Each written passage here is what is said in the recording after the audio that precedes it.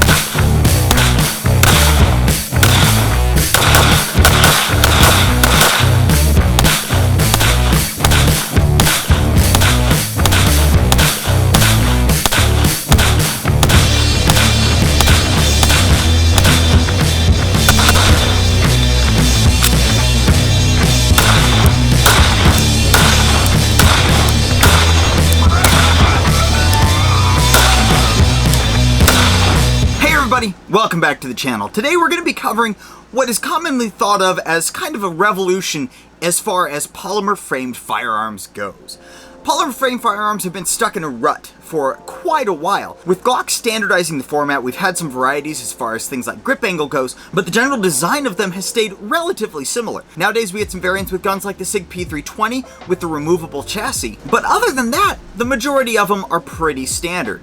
Well, that brings us to the Archon Type B. So the Archon Type B is imported from Germany, and it takes advantage of a couple of different features with it to kind of change the shooting experience from what we typically see. It is commonly stated as having features that you would pay extra for on something like a Glock, and the price point does match that. These things come in right around $800 to $850 right now. Let me tell you what you get for that price. So aside from the gun itself, you do get 4 magazines. That's right, this thing comes with 4 magazines, which is a little bit insane as far as the landscape goes, but also so right. Far too many shooters just manage with the number of magazines that a company actually sends with the firearm, which is bad with 2, it's a disgrace with 1, but the Archon Type B comes with 4. Giving you enough magazines to be able to do pretty much anything with this gun. Now let's go into some of the features that I was talking about that also drive the price point up on this. So we'll start up here at the top with the sights. The sights are a fiber optic front, blacked out rear. These are non-adjustable sights, more of like a combat sight. The fiber optic front is a red rod. It's very well shielded from being impacted, which is nice. It's going to keep it from breaking, but the rod does pick up light very well. It's got plenty of open space on here to be able to collect that light so you can see it. The blacked out sights with like no 3-dot or anything like that, for the majority of people who shoot on a regular basis or shoot a lot, is actually preferred. 3-dot sights are one of the largest farces in the firearms community. They are ineffective at shooting, and blacked out sights is where it's at. Now moving down from that, let's just go over some of the features on the slide before we go into like what's going on inside the slide. So the slide does have front and rear serrations. They're not too sharp, but they are sharp enough that you can actually get a grip on. My favorite feature on the slide, however, is this.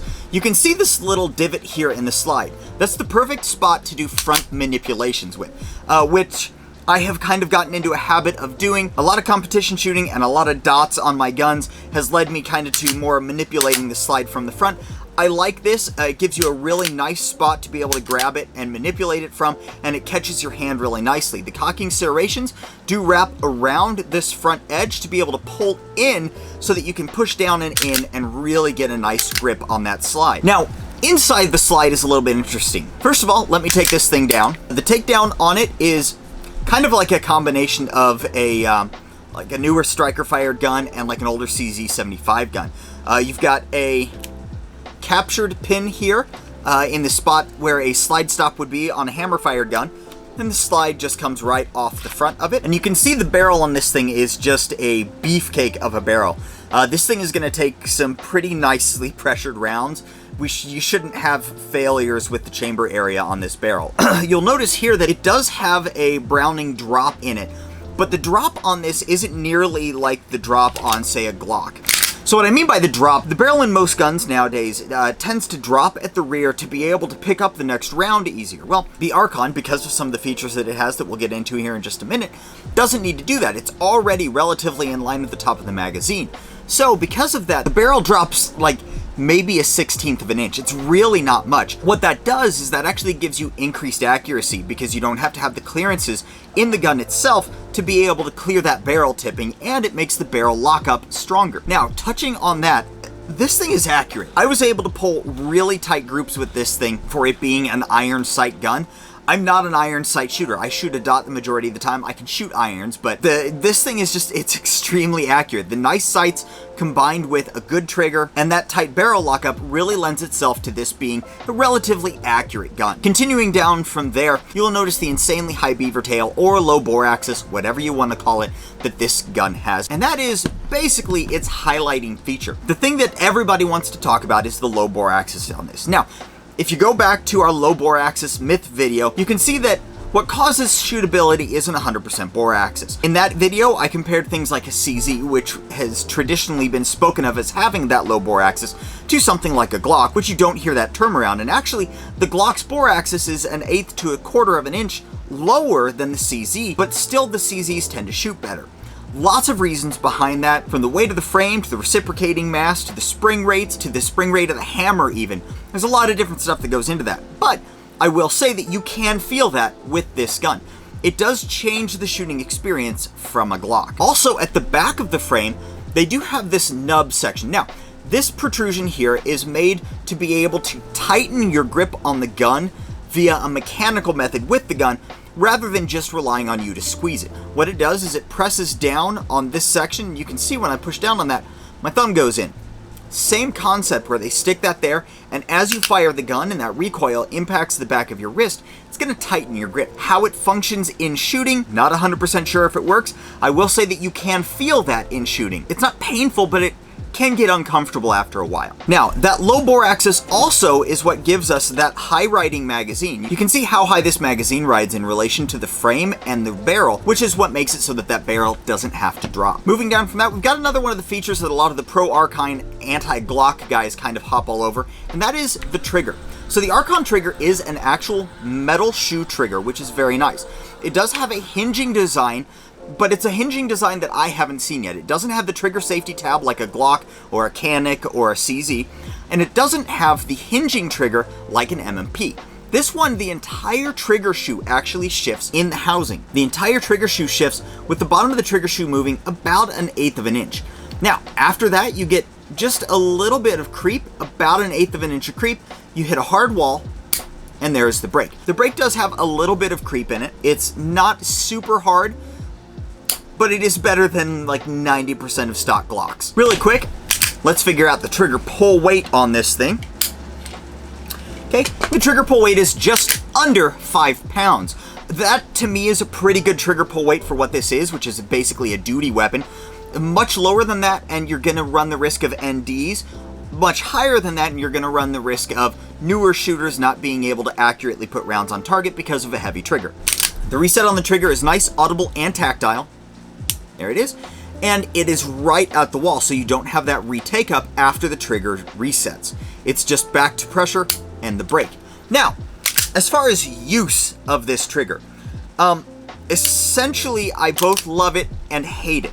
The trigger shape, it's kind of this two-faced flat trigger, which it feels comfortable enough. However, when you're firing a lot, you can see as I pull this back, the bottom of this trigger shoe ends up forcing your finger down here into this crux section of the gun. Now, I noticed this when firing at 2 different range sessions, and what it does is it'll eventually rub your finger right here pretty much raw. It's not very comfortable to shoot after, say, 200 rounds or so. That being said, it does work very well, and it does lend itself to pretty accurate shooting. Now, this trigger sits in a pretty good sized trigger guard. It's not one of those smaller trigger guards that you're gonna have a problem getting a gloved hand in. And in front of that, you do have the accessory rail like we expect to see on all guns nowadays. Heading back to the back, the grip.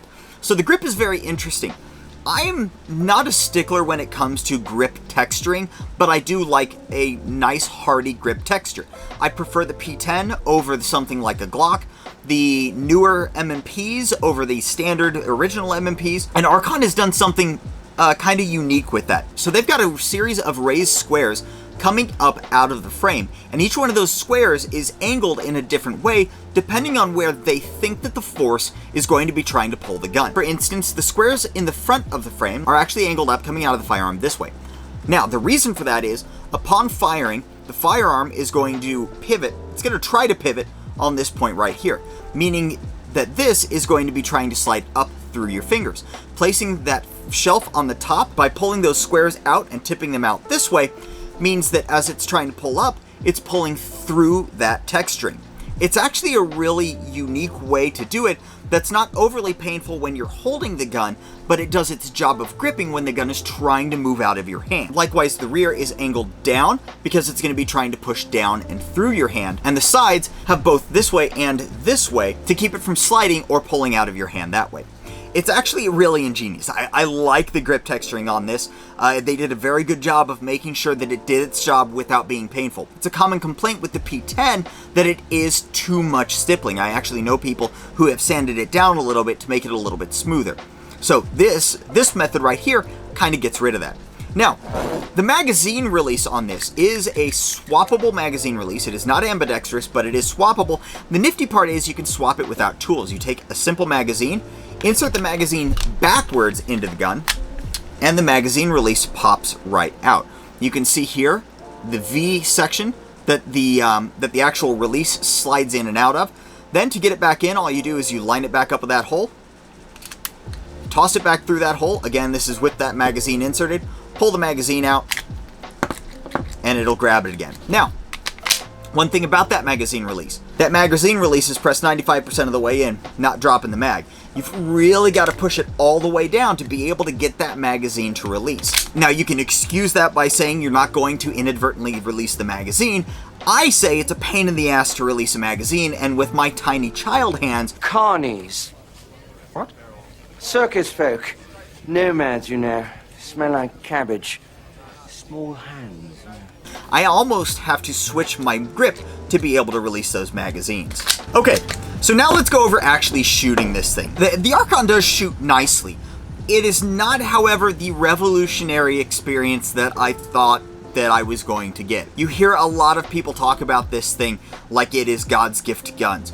It's good, like it's a good gun, but it's not God's gift to guns. The recoil impulse is nice. It does feel slightly less than a Glock 19. And obviously the stock sights are like significantly better than a Glock 19's. And in use, like it's a gun with nice recoil. But again, it's not this like revolutionary, life-changing experience that made me rethink my entire take on firearms. It's nice, but it's not crazy. So the majority of the other features that I kind of pointed out, I like most of them, at least in theory. The trigger, again, I had that rubbing issue with the trigger. It does have a nice high undercut here, allowing you to really get up on your hand. And I like the beaver tail on this thing, which keeps you from getting slide bite. So now let's cover some of the things that I don't really like about it. Again, the trigger, the trigger pull and break is nice, but the shoe design pushes your finger down into the trigger guard. I didn't get any trigger bite, but I got a lot of trigger finger rub down there. Magazine release being a kind of pain in the butt to actually release a magazine with, especially again if you have smaller size hands like I do. It does not have an ambidextrous slide stop, which to me, I'm a right-handed shooter. I don't care that much, but there are a lot of left-handed shooters out there that might care about that, and for the price point that this gun is pulling in, it should have an ambidextrous slide release. Now, speaking of the price point, again, we're looking at about $850 for this particular gun. Now, for $850, this gun should be optics cut. There is no reason that a gun in the self-defense market being released today does not have an optics cut on it, especially one in this price range. I can go get a SIG P320 for $200 less than this gun and have an optics cut on it. This gun should have an optics cut, no excuse. So now that that little pet peeve is kind of out of the way, again, going back to price, you guys know me, you guys know that I'm not cheap, I'm value oriented. I make a lot of my purchase decisions based on the value that I get out of a particular thing. In the case of the Archon, again, we're looking at about $850. And when I suggest that that price is too high, what I mean is, like, it should be down closer to the $650 to $700 mark. Yes, that's only $150 to $200. That's a lot of money as far as this go. I mean, that's about a quarter of the value of the gun. Is the gun nice? Absolutely it's nice. Is the gun that nice? No, you're paying for a name and for limited production runs, unfortunately. I would hope that if this thing gets traction, gets a little bit more out there, maybe the prices will come down. Now, to those of you who say, wait, how much would it cost you to buy a Glock and to put these features on? You misunderstand a couple of things. One, the actual price of a Glock. Glocks don't cost crap. Now, the second thing that you're misunderstanding is the length of time and the reason that aftermarket modifications cost so much to do to a Glock. Now, when you're talking about machining, everything's about time, setup, and tool life. In the case of a lot of those, you're having to do separate setups for every single different thing that you would do to a Glock. Because there's a lot of people who say, just want the top chamfer, just want the optics cut, just want front serrations. You know, there's a lot of different things that they have to have specific setups for. With this, there's one or two setups for this slide. There's an internals and under setup, and then there's an over setup. They're going to have two of them. And you can do all of the rest of the machining to this thing with those two steps, essentially only adding a fraction of the time and a little bit of tool life to it because you're not adding extra setups and your machine is already set with those features. You don't have to program it in for each run that you do. That means that what would cost $250 to do aftermarket to a Glock for them to be able to make money on, so say the machining time itself actually costs $100. This guy, it's going to cost you $25. In addition to that, yes, take Glock again, you're getting a lot of different things with this gun that you don't get with the Glock. You're getting a lot of things on this gun that you do get with other guns.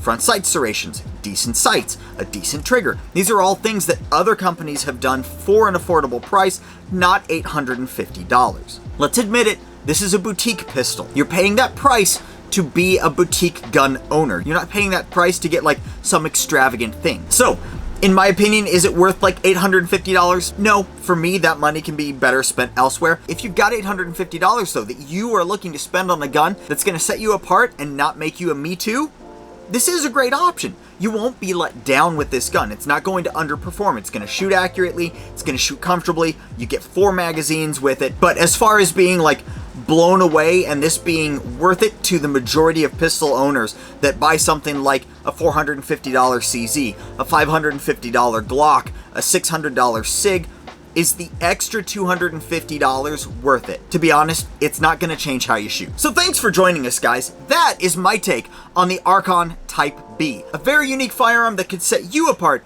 from all those Me Too's. So thanks for watching. If you like what we do here on the channel and you want to see more, go ahead and hit that subscribe button. I'd really appreciate it if you hit that thumbs up button. Those things and comments help us drastically as far as the YouTube algorithm goes.